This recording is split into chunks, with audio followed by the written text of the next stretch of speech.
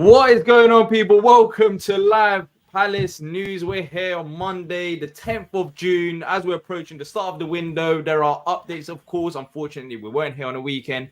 There's a few stuff on the weekend to report on, but nothing majorly serious. But we're talking about everything to keep you up to date as normal, as always. If you do enjoy it, hit the like button, subscribe, and most importantly, get involved with the show by leaving down your thoughts in the live comment section, where we'll be answering the question that you'll be sending towards the end of the show. T, you got in. It's interesting when I call you T. I think about tea, like the drink tea.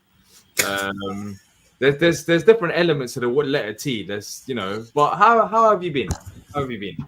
What going, bro? I'm good, man. I'm good, man. Do you like tea? I've never. Yeah, I'm actually a tea guy. Yeah, for sure. Yeah. I keep it. Very. Don't ask me about my name if real. I like the letter. Let's just move on from that.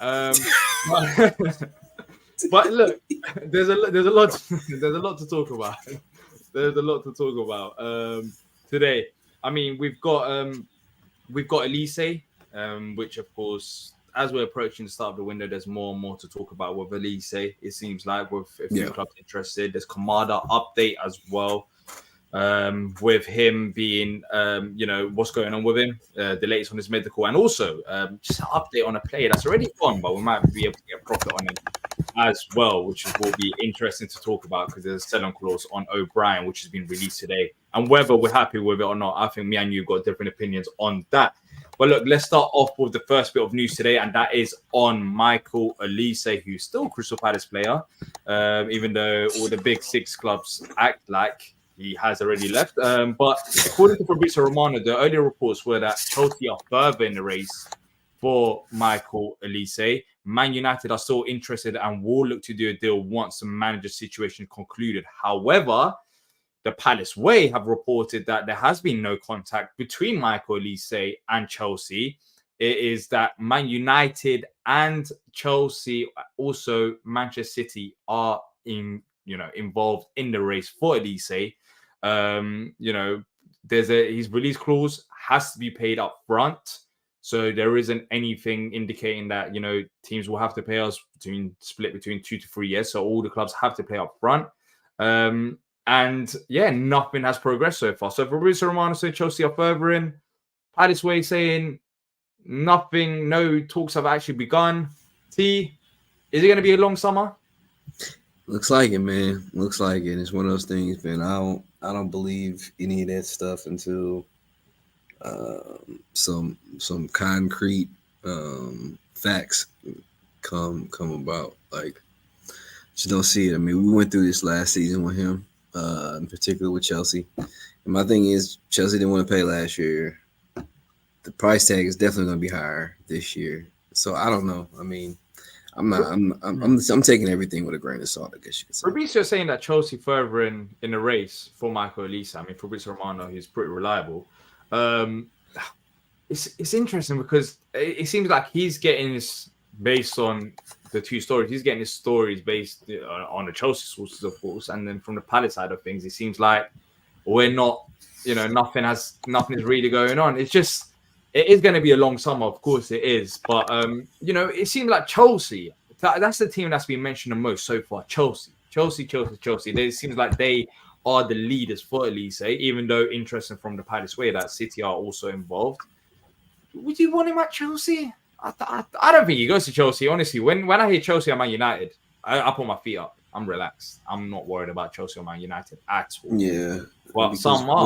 Mostly because, number one, if you're Olise, why would you want to go to Chelsea? You're not going to be playing, you're going to be a situation where you're not guaranteed to be playing week in and week out. I mean, they got Noni Madueke that has been playing a lot on their right-hand side. And then it'll be him. And then with the host of other guys. Same with some of the stuff at Man United. Not only that, a lot of what we talked about with the release clauses related to a Champions League team, which neither of them are. So I don't know. But we don't even know if that's true because based on reports, the Palace Way, there isn't any indication that he could go Champions League there. They talked about Champions League, and they've been mentioned by them. Both Manchester clubs operate in, Man United are not in the Champions League. Um, so, yeah, so I mean, Man United are not in the Champions League, right? Yeah, I'm not kidding. Mm-mm. Yeah, exactly. Yeah, so sure, it seems like they could. We don't even know if that Champions League thing is true. That's not. There's no clear indication that it is or it isn't. So it's gonna be along some. Hopefully, we find a bit more clarification on that. But Fabrizio saying Chelsea are further in. On the other hand, Palace Way saying that no talks have begun. And so yeah, I guess we're gonna see. Isha saying no way Chelsea play up front. Well, Elise, well, it seems like based on Palace Way, they would have to. That's what part of the Mm-hmm. release if we were to go over to that side and look at that side of stories. So yeah, so they'll have to.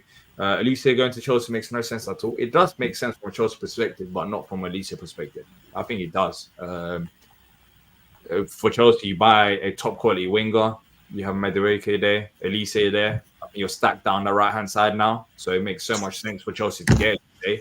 But for Elise to go Chelsea, it doesn't make much sense at all because I mean we don't know how the new manager is going to set up. Well, we kind of do know in terms of his style of play, but we don't know how good he's going to be. So there's them question marks. There's question marks about what is the future of Chelsea because it's not certain, and that's the same with United. We don't even know who the next manager is going to be. So that's why when both of them clubs are linked with Elise, I'm not as worried. Now, if you talk about Man City, which the Palace Way are indicating that there is some interest there, then I think that makes sense for City and it makes sense for Elise, and then he gets a bit more worrying. But Chelsea United, I'm not as worried. I don't think Elise is bad advice as well. So if he was to leave, I think he would make sure he does the right decision for himself. And I don't think those two clubs kind of show that. I don't think it's a massive step forward for Elise, even though both clubs mentioned Chelsea and United, they are bigger than Palace T. Yeah, I think he was better suited to make the move last year than he is to make it now. From signing the extension to being in a team where he's playing a huge part and they're playing really really well in comparison to last summer where our club was in flux a lot. We didn't know who was going to be managing us for a certain point, and then we knew that Roy was coming back, and then you know who's going to be on our squad, things like that. There was so much more. I feel like there was so many more reasons for him to leave last year at this time than this one. Yeah, and I think guys are coming in is a massive part of that, 100%. And I'll also be on Talksport, probably talking about it tonight at 8:45 with Flex and Ade Oladipo. So make sure to check that out. That'll be on YouTube and also on the radio as well. I was on Talksport too with Darren Ambrose a bit earlier. But yeah, I don't really think Elise is still leaving. I'm still confident on Elise and Eze. I think stand so far. Nothing really pushing forward so far. All just talks and nothing happening. Law saying, would you rather go to a big club with an unclear future or a low position club that's showing promise of an exciting future in this campaign? It depends what you do. I mean, it's hard to. As a Palace fan, I'm going to say, of course, the second option. But if we're going to be realistic, it depends on how Elise sees things.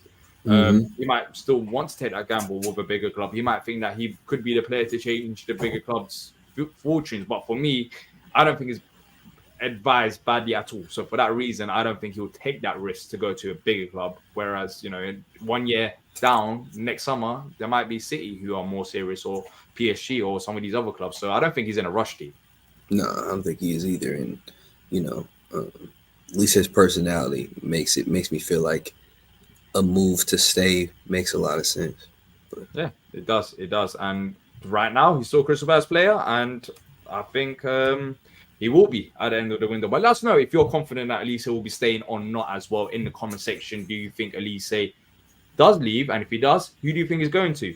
Twisted has a question. Would a speculation unsettle Glasner? I don't think he would. I don't think he would either.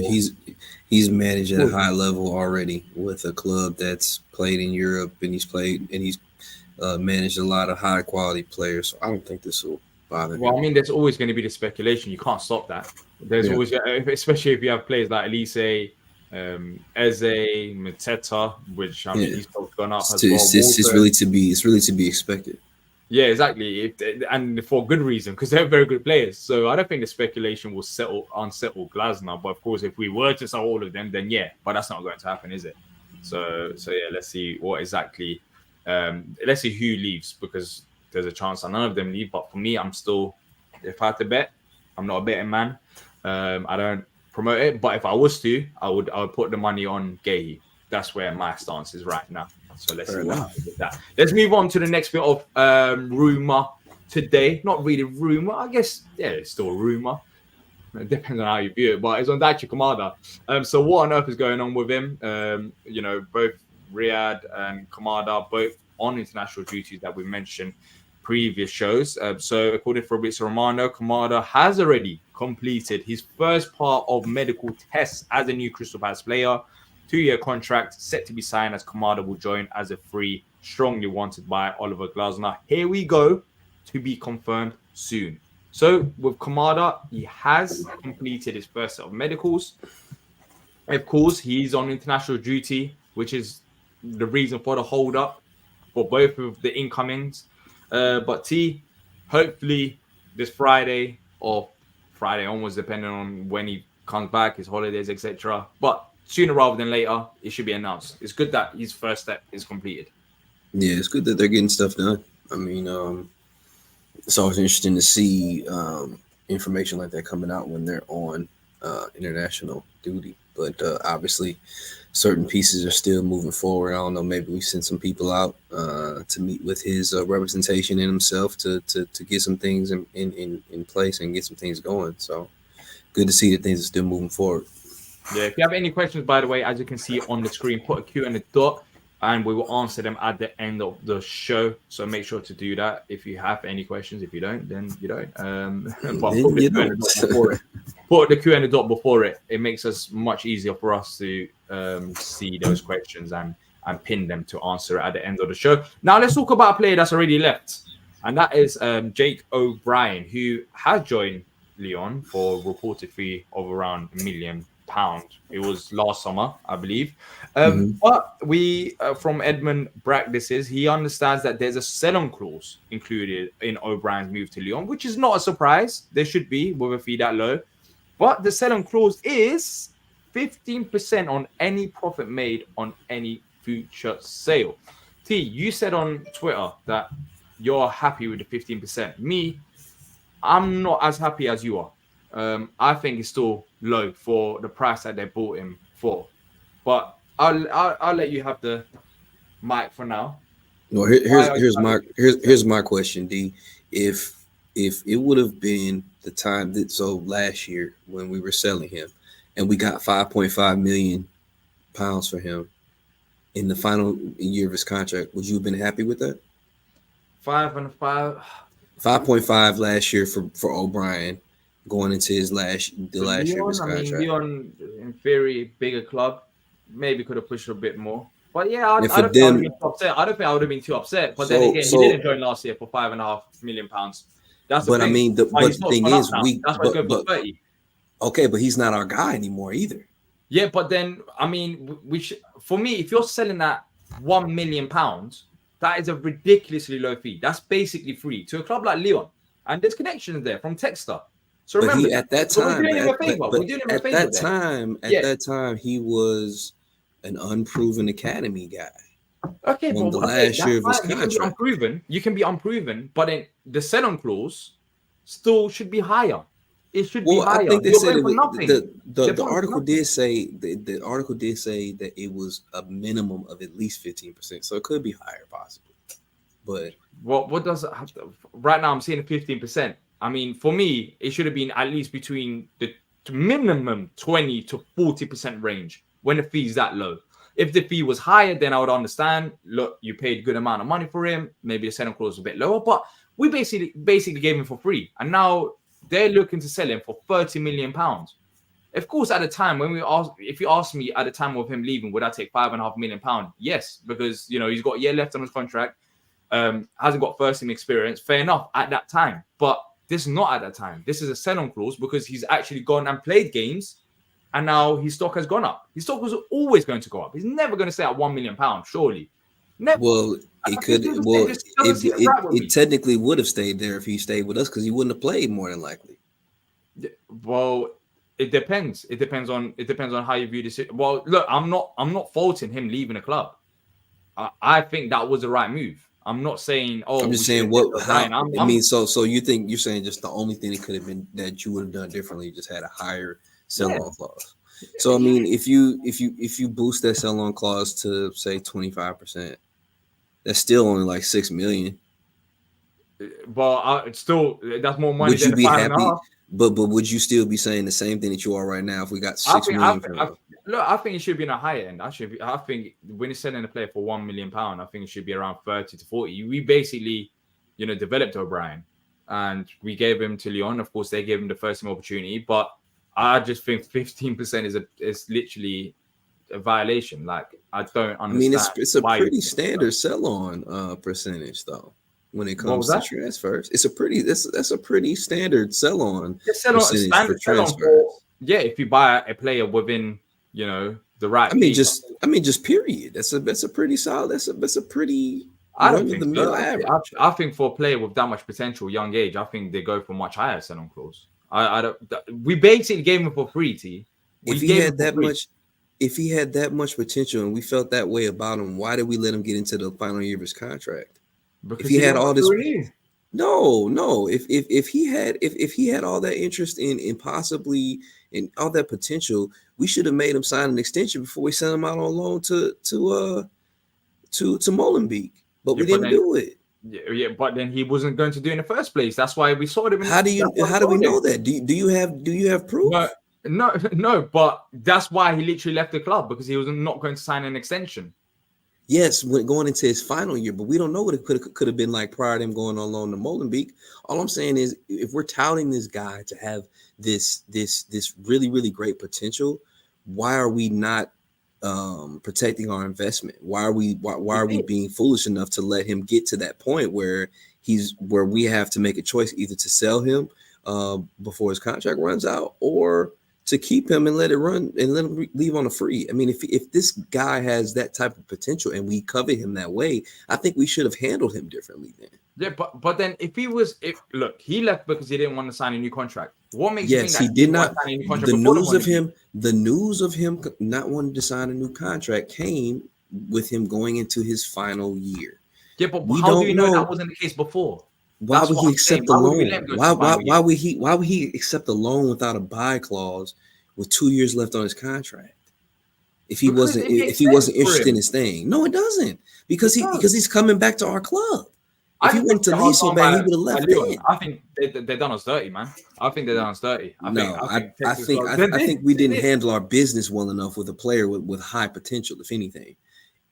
Any club that's out there that's that values players of a high caliber with potential protects their investments. They don't let those guys get into the contract year. They make sure that they extend them. And if you don't extend them, then you sell them for higher prices. If anything, we didn't handle him well enough. For example, I think it's going to be the case. Exactly. But no, he's not on that caliber. But it's the same situation though. You're going to get rid of him before he gets to that point. So if anything, if we valued him in that way and we saw that type of potential, we should have handled his situation with better grace and things.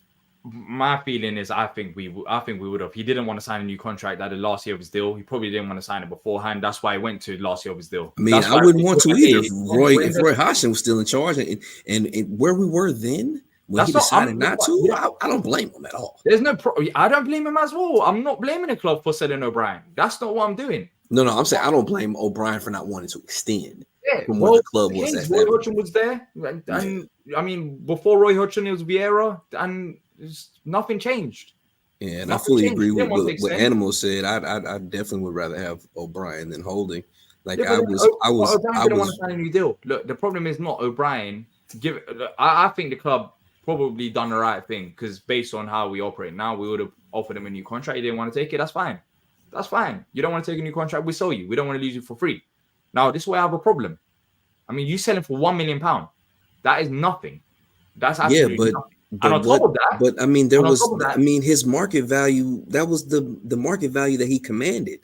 He was okay, that's he was fine. an Okay, unproven that's fine. Academy £1 player million. in the last year of That's his nothing. contract. You demand a higher sell-on clause than But 15%. You do for a player but that's I off mean, £1 million. even if You should be able to do that.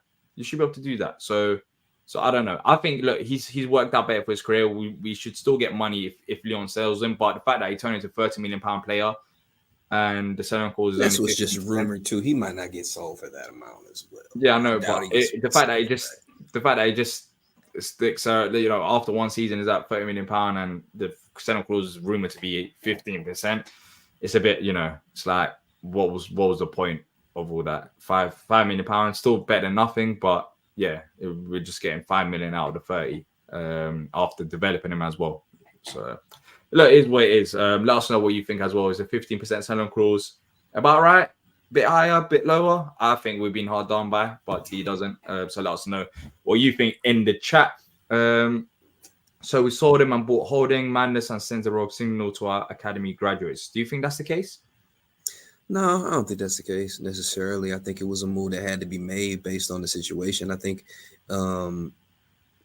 had we been able to hold on to a guy like O'Brien, the situation was different. You probably don't see a Holding come in. So I think the move for Holding was just what had to be done at the time because we needed to have center back cover. I mean, it was a budget buy for sure.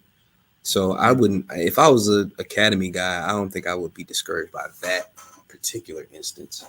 Yeah, and also we didn't want to sell him. We just had to. Otherwise, It was the situation. Yeah, it was a situation Yeah. that we got what we had to do there. Exactly, and he didn't want to stay at the club. So I don't blame the club for that. I just think maybe the negotiations for the selling clause maybe could have been a bit better to suit us and help us a bit better. Because I don't think many clubs will sell a player for that cheap, especially academy player, and have 15% selling clause. I think it should be much higher than that.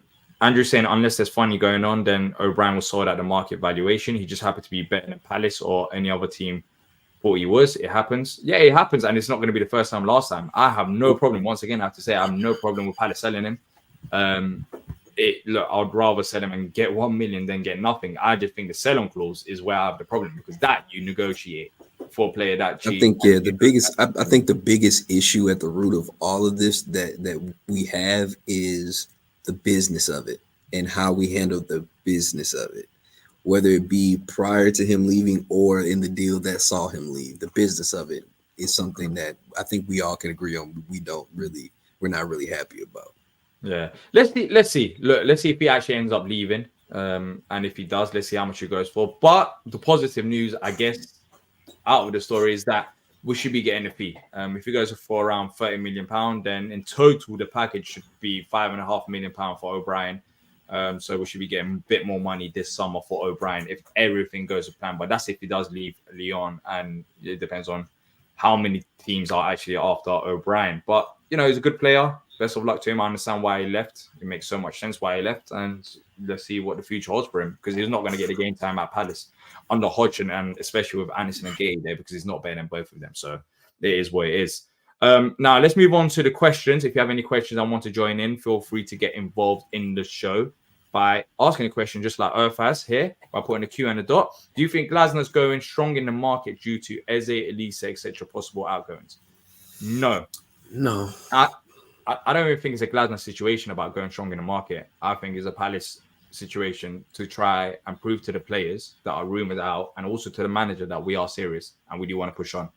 So I don't think it's anything to do with Eze or Olise leaving. I think it's more to do with how Palace want to kick on next year, which is very good considering all the protests and everything that's going on over the past season, which a lot of people forget about. We want that ambition. We are showing that ambition so far in the market. If you just joined us now, make sure to check out the show from the start where we give an update on Kamada.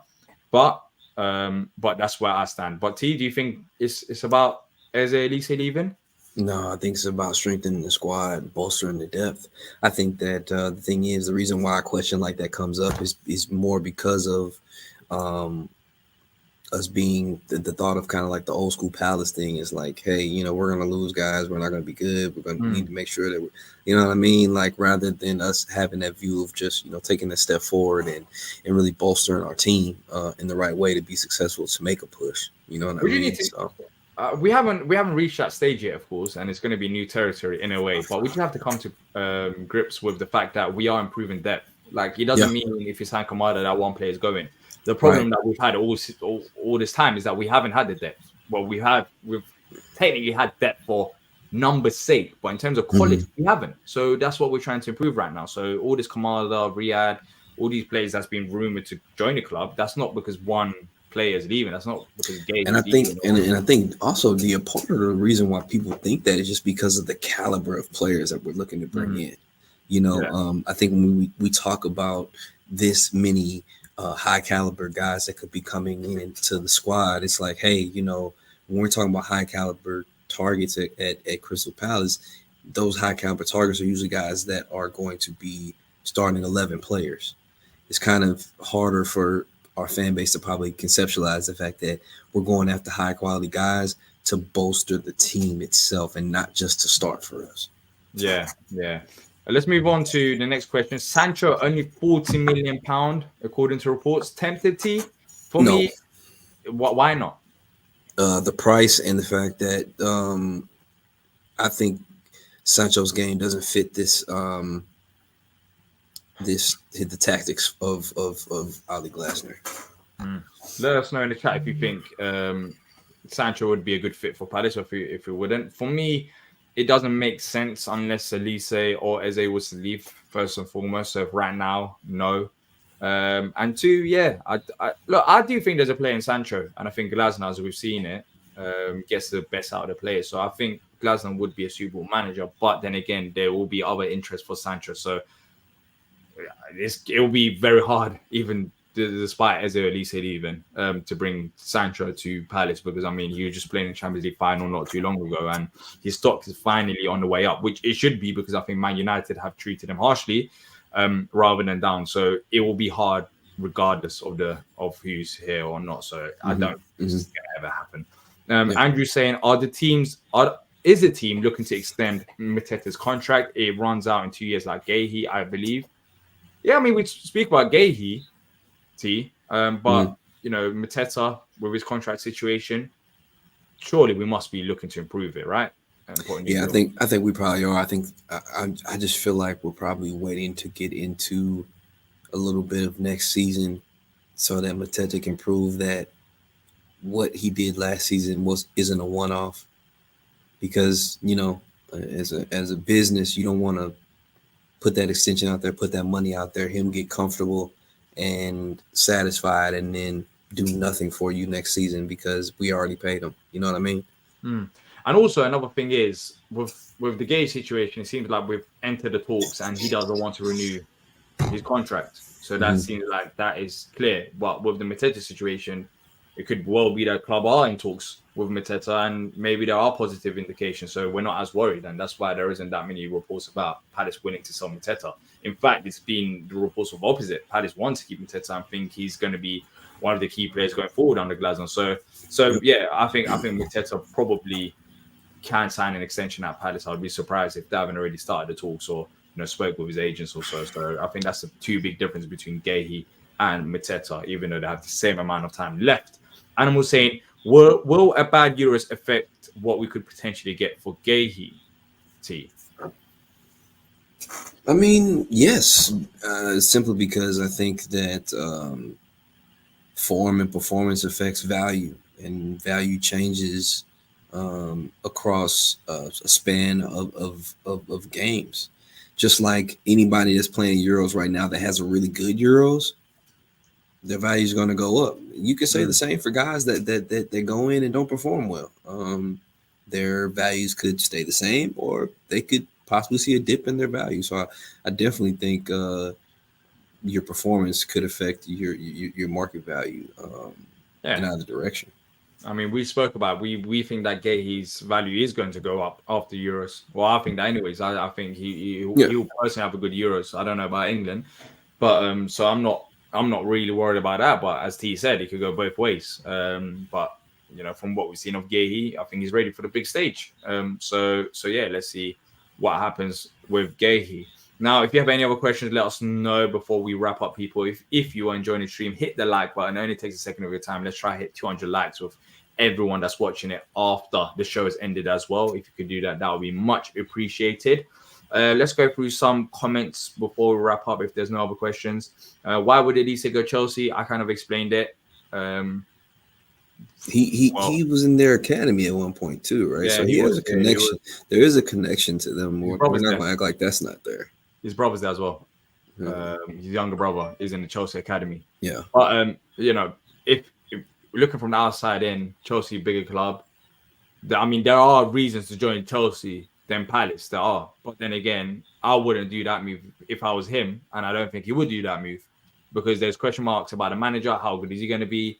And question marks about just Chelsea as a football club, the future, like how they're going to progress. Like they could still have another mediocre type season. I know the finish the season strong, but yeah, so it just depends on how Olise views the situation. But I don't think he's going to go Chelsea. As you said, he's already rejected them. With Chelsea fans, don't say that to a Chelsea fan because they're going to start talking about snitching and this and that. They just can't admit the fact that they've been rejected before. So yeah, let's see what happens. Are you concerned that Palace don't make the same mistakes as Forest, Leicester, and Everton, that running before you can walk? I don't think I'm concerned at all. There's no indications to see that's going to happen. And we're not doing the same things that they did either. Exactly. We're not spending outrageous amounts of money on player signings or making in like a Forest case. We're not making an excessive amount of signings either. We've been doing the opposite. PSR have been giving us. They should be giving us extra points for our spending. So we've been sensible. So we don't operate like those clubs first and foremost. And second, which is why we're in the position where we are now, where we don't have to sell. And also, if we do sell these players, the difference is, I know we've done it ourselves, even on this channel as Palace fans, when we compare it to Brighton, we don't operate like Brighton. We're not as keen to sell some of these players. Like if you look at Palace in his past, look how long it took Zaha for him to leave. He literally left on a free. He was rumored £70 million, £80 million. We were stubborn. We've done everything in our power. So yeah, we might sell one or two of these players, but we're never going to sell all of them to make a profit for profit's sake. We do want to push on. So I think we operate differently. So yeah, we are one of the most sustainable clubs. So I have no concerns about that. And I don't think a lot of Palace fans do. As Annie was saying, one of the most sustainable clubs in the Premier League. Palace are rumored to be interested on Iheanacho on the free. Are we? I haven't seen that. But we've been rumored with him in the past. Yeah, it makes sense for us to be rumored with him because he's a free option. We've already talked about the fact that we're looking to move Hudson Edouard. He's experienced Premier League player, so I think it makes sense why you can tie that interest in. But then does it make sense in terms of the quality depth that we're talking about? Would Iheanacho add that depth that we need? I believe so. He's a solid player. I think the only dynamic that they have to look into there is age and wages. But I don't think it's a bad move at all. Look, let's see. Iheanacho, Olise, Kamada, we spoke about a few players already, and it's only Monday. Let's see what actually happens at the end of this week. Could we get our first announcement? Fingers crossed, Kamada could be it. If you just joined the show now, check it out. The latest update on him. Thank you to T. Thank you to every single one of you that's watched this on replay and live. I really appreciate all your time. We'll be back most likely tomorrow, hopefully giving another positive update on the situation. But that's it from us too. And until next time, up the Palace. Up the Palace.